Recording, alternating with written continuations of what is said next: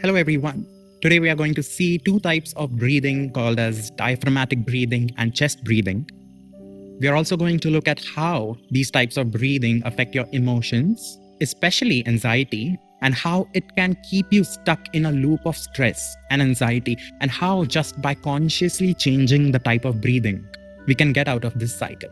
It is very well explained in this book, Science of Breath by Swami Rama and Dr. Rudolph Ballentine. Especially this part is taken up by Dr. Rudolph Ballentine, and we are going to look into it. With that, welcome to Reading Out Loud. Less obvious but of great importance in maintaining health is the quality of breathing process. That is the manner in which air is inspired and expired.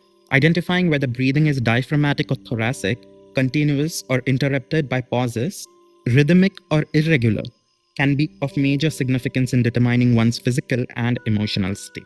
Now here, three aspects of breathing are mentioned. One is the type of breathing, as in, are you breathing from your chest or thoracic breathing, or abdominal, or which is also known as diaphragmatic breathing. Second is the quality of breathing, as in, do you inhale in form of gasps, or do you smoothly inhale and exhale? And the third thing given over here is whether it is in a rhythmic fashion or is it constantly fluctuating the way you're breathing. So these three things are very important when it comes to mood and stress levels, believe it or not. Now in yoga, there are 5 sheets of existence. First is your physical, and second is your pranamaya, which is linked to your breath, and third is manomaya, which is your mind and your psyche, basically. Every 2 alternating sheets are connected by the sheet that is between it. So your physical and your mental, or your cognitive, emotional, basically your psyche, is connected to the physical, to your body, by breath. Now this information has been passed down years and years ago, but now science is looking into it with an empirical method. Everyone has some experience with a disruption in breathing pattern associated with pain or powerful emotions. Now we know when we are angry, we breathe very intensely. When we are grieving or when we are crying, we gasp a lot. We take quick and short inhales and exhales.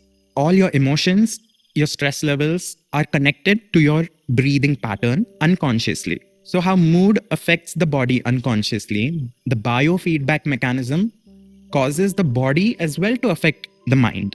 Now, when you're asleep, of course, breathing is not in your control. But when we are awake, certain muscles that are involved in the breathing process are in our conscious control. So what would happen if we consciously change our breathing patterns? Would it actually affect our mental state? If the mind is affecting the body, does the body also affect the mind? They were curious. For a change in the breathing pattern can also alter an emotional state as well as affect physiological changes in the body. Of the various types of breathing best suited for everyday relaxed functioning is diaphragmatic breathing. Diaphragmatic breathing is basically abdominal breathing. When you take a deep breath, your abdomen rises. Diaphragm is a dome-shaped muscle that separates the thoracic cavity from the abdominal cavity, and when you breathe in deeply, the diaphragm contracts and it pushes the abdomen downwards and the abdomen rises. And this rhythmically massages gently and gently compresses the abdominal organs, promoting improved circulation.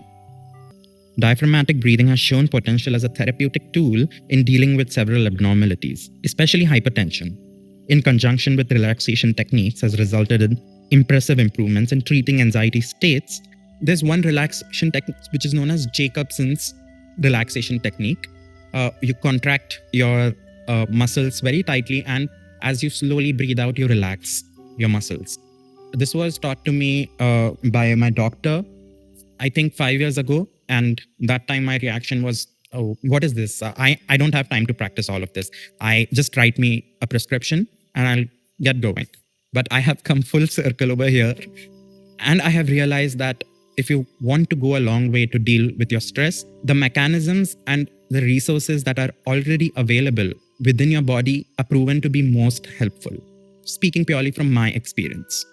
Now, the second type of breathing is chest breathing, which occurs frequently in our society. Now, hear this out. Very interesting. There is evidence to indicate that anxiety is more frequently associated with chest breathing as opposed to diaphragmatic breathing if it is employed as the major resting breath pattern, a number of therapists, notably from Alexander Lowen's School of Bioenergetics, place great importance on breathing, maintaining that many people actually freeze or immobile their diaphragms in an attempt to contain fears of aggression and other powerful feelings and keep them out of consciousness.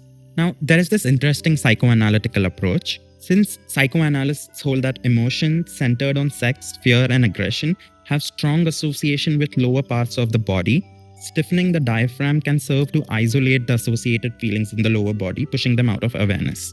When there is an external threat or when your sympathetic system is active, your mind doesn't want to deal with emotions at that particular moment.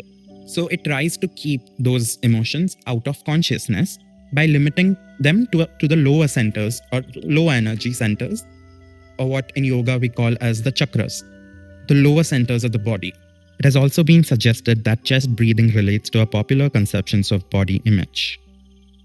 This is very interesting and something that I've personally experienced. A lot of people out in society who don't want to appear as having a protruding belly or want to appear slim or have a nice physique. So what happens over here is you constrict your abdomen in order to make yourself look slimmer, which doesn't allow the diaphragm to move properly, which causes our breathing to be mostly in the chest area.